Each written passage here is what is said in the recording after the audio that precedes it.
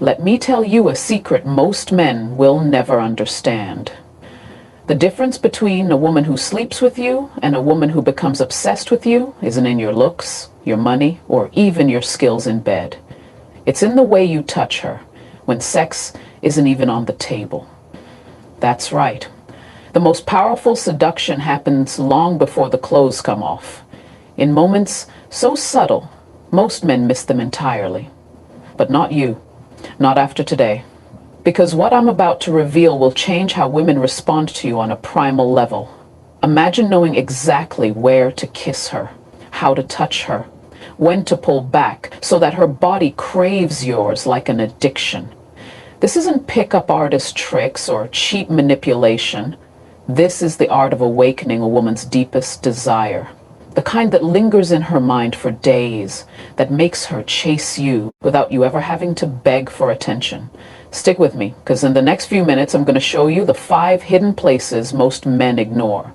Places that, when touched the right way, don't just turn her on, they make her feel something she can't explain. And that, gentlemen, is how you stop being just another option and start being the man she can't forget. Don't skip ahead, because the most powerful one isn't where you think it is, and missing it could cost you everything. Let's talk about desire. Not the superficial kind, not the rushed, fumbling kind, but the kind that lingers in her mind long after you've touched her. Because if you think kissing is just about lips meeting skin, you've missed the entire point. Real desire is, for example, most men never even consider it. They go straight for the obvious, the expected, and in doing so, they fail to awaken what lies beneath. But when you bring your lips to that delicate pulse point, something profound happens. You're not just kissing her, you're tapping into a primal signal, the rhythm of her heartbeat. That's not just biology, that's psychology. The wrist is vulnerable, a place where her veins lie close to the surface, where her body betrays her arousal before she even realizes it herself. When you kiss her there, slowly, deliberately, you're not just touching her skin. You're demonstrating patience, control, and an understanding of her deeper instincts. You're showing her that you know how to read her, how to draw out her desire rather than demand it. And then there's the back of the neck. This isn't just a spot. It's a territory of surrender. When you kiss a woman there, you're engaging with something ancient, something wired deep in the nervous system. The neck is a place of exposure, of trust. In the animal kingdom, predators go for the neck to dominate. In love, you do the same, but with tenderness, with precision. When your lips brush that space just below her hairline, you're activating a response that bypasses thought entirely. Her breath catches, her spine arches, not because she's deciding to react, but because her body is answering yours on an instinctual level. This is the power of strategic touch. It doesn't just create pleasure, it commands attention. But let's go deeper. The spot just below her ear, soft, often ignored, is a direct line to her nervous system.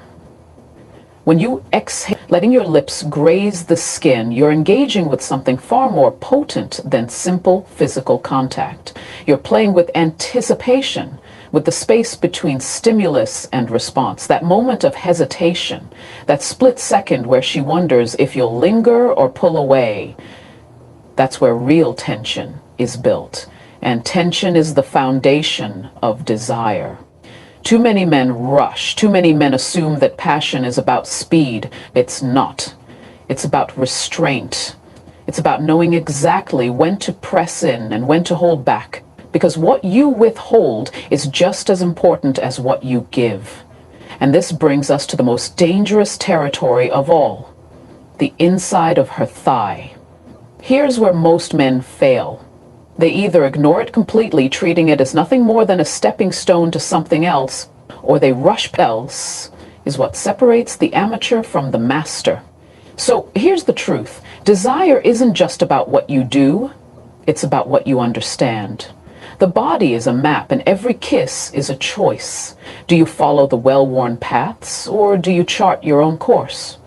Do you settle for surface-level pleasure, or do you dig deeper, unlocking the kind of desire that lingers, that haunts, that leaves her breathless long after you've walked away? The choice is yours. But remember this, the difference between ordinary and extraordinary isn't luck, it's knowledge. And now you have it. So go forth and kiss her like a man who truly understands what it means to be desired. Let's talk about something counterintuitive. The fact that the most powerful way to make a woman crave you isn't by giving her everything at once, but by mastering the space between what she wants and what you choose to give. This isn't manipulation, it's psychology. It's understanding that desire isn't just about fulfillment, it's about tension, and tension requires restraint. Think about the last time you truly wanted something.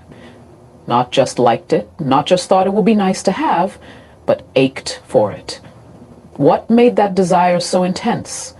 Chances are it wasn't immediate gratification. It was the waiting, the wondering, the almost but not quite. That's the essence of anticipation. The art of making the space between wanting and having so electrifying that the fulfillment, when it comes, is explosive. Now, apply this to intimacy. Most men operate under a simple, flawed assumption that the faster they escalate, the more she'll want them.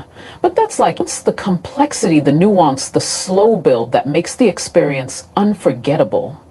When you kiss a woman's inner thigh once and then pull back, you're not just teasing her, you're demonstrating something far more profound, that you understand the power of delayed gratification. You're showing her that you're not desperate, that you don't need immediate validation, that you're confident enough to let the moment simmer. And that confidence, that's irresistible. This isn't just about sex, it's about human nature. The brain is wired to value what it has to wait for. Studies on dopamine, the neurotransmitter associated with pleasure and motivation, show that anticipation often triggers a stronger response than the reward itself. When you pause before kissing her neck, when you let your lips hover just above her skin for a heartbeat too long, you're tapping into that exact mechanism. You're not just creating physical arousal, you're lighting up her mind. You're making her think about you, wonder about you, fantasize about what comes next. And that mental engagement is what transforms a fleeting moment into a memory that lingers. But here's the critical distinction. This isn't about playing games or being withholding for its own sake. It's about rhythm. It's about understanding that pleasure, like music, needs pauses to be meaningful. If every note is played at full volume, the result isn't intensity, it's noise. The same applies to touch. When you vary your pace, when you alternate between slow, deliberate kisses and sudden withdrawals, you're composing an experience. You're making her body hyper-aware of every sensation because it never deep.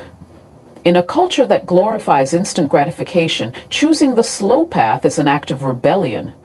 When you kiss the arch of her foot or the curve of her shoulder blade with the same attention most men reserve only for obviously erotic zones, you're making a statement that she's not just a collection of body parts to be conquered, but a universe to be explored. This approach doesn't just satisfy women, it astonishes them. Because so few men understand that real seduction is about discovery, not conquest.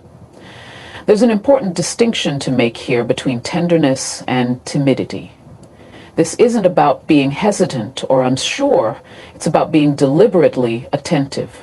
The confidence required to kiss her hip bone with the same intensity most men reserve for her mouth is actually greater because it demonstrates patience, knows exactly what's coming next. And that uncertainty, that's where obsession begins. This principle extends beyond the physical. It's present in every great story, every gripping film, every piece of art that holds your attention. What makes a narrative compelling isn't just the climax, it's the build-up. The moments where the hero almost gets what he wants, only to have it slip away. That's what keeps you glued to the page. And in intimacy, you're the storyteller. Every kiss you delay, every touch you withhold is a plot twist that deepens her investment. You're not just a participant in the experience. You're the architect of it. Now let's address the elephant in the room. Why does this work so powerfully on a psychological level? Because it mirrors something fundamental about feminine desire. Women are no understanding of its power, but when you kiss her there, just once, just enough to let her feel the heat of your mouth before retreating, you're not just teasing her. You're demonstrating mastery. You're proving that you understand the most fundamental rule of desire. It thrives on the unfinished, on the almost, but not quite. That tension, that ache, is what keeps her coming back. It's what makes her crave you long after the moment has passed. And then finally, there's the space between her fingers. This is where the game changes, because this isn't about raw lust. This is about intimacy. When you kiss her there, you're telling her something without words. That you adore even the smallest, most overlooked parts of her. That you're not just interested in taking. You're interested in knowing. And that, more than anything, conditioned to be the gatekeepers of intimacy, to set the pace. When you take that role, when you demonstrate that you're not just following her lead, but actively shaping the experience, it flips a switch. It shows her that you're not just another man rushing toward a finish line. You're someone who understands that the journey is the point. And that shift in perception is what separates the forgettable from the unforgettable. But here's the catch. This only works if your restraint comes from a place of abundant part responsible for safety and connection. This is why women often describe these moments as melting. It's not metaphorical. Their bodies are literally entering a state of receptivity that no amount of aggressive pursuit could ever achieve. But here's what most men fail to grasp. This kind of touch isn't just about her pleasure, it's about your transformation. When you learn to derive satisfaction from these subtle exchanges, you cease being a slave to your own hunger and become a connoisseur of shared experience. This is the hallmark of emotional maturity, the ability to find joy in giving pleasure without immediate reciprocation. Ironically, this is also what makes reciprocation inevitable. Because nothing is more attractive to a high-quality woman than a man who isn't desperate. The philosophical implications run. Ultimate display of masculine security. When you can make her feel desired in these unexpected places, you solve the great riddle of intimacy. How to make a woman feel both safe and thrillingly unsafe at the same time. Practical application matters. Start by redefining your own relationship with touch. Next time you're together, let your hands wander without agenda. Trace the lines of her hands before interlocking fingers. Kiss her temple when she least expects it. These aren't just romantic gestures, they're strategic ones, because they build what psychologists call skin hunger, the biological need for meaningful touch that modern life starves us of. When you become the man who satisfies that hunger in creative, unexpected ways, you position yourself not as another fleeting experience, but as an irreplaceable source of attention to these overlooked places. The back of her knee, the inside of her elbow, the dip between her collarbones. You're communicating something revolutionary in today's hypersexualized world, that every part of her is worthy of reverence. This isn't just foreplay, it's a form of worship. And when a woman feels worshipped in this way, she doesn't just open her body to you, she opens her soul. There's deep psychology at work here. Physical touch releases oxytocin, the so-called love hormone, but not all touch creates equal effects. Rough, goal-oriented groping triggers stress responses. Tender, exploratory touch triggers bonding. When you trace your lips along the delicate veins on the inside of her wrist or breathe warmth into the hollow of her palm before kissing it, you're activating her parasympathetic nervous system. being caught. So don't just give her what she wants, give her what she didn't even know she needed, the exquisite torture of waiting for it. Let's talk about the difference between sex and intimacy, because most men never learn to distinguish the two, and that's why their relationships remain superficial. True connection isn't built in the bedroom.